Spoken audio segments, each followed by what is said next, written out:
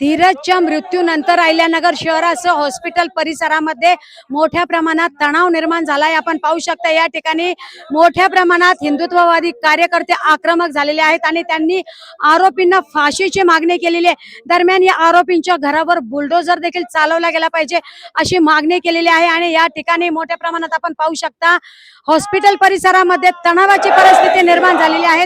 जय श्रीरामचा नारा देत हिंदुत्ववादी संघटना आक्रमक झालेली आहे आणि त्यांनी रस्त्यावरच ठिय्या दिलेला आहे आणि जोपर्यंत कारवाई होत नाही, आरोपी अटक होत नाही, तोपर्यंत हा ठिय्या इथून हटणार नाही असा आक्रमक पवित्रा देखील या कार्यकर्त्यांनी घेतलेला आहे। आपण पाहू शकता या ठिकाणी मोठ्या प्रमाणात हिंदुत्ववादी कार्यकर्ते एकत्र झालेले आहेत।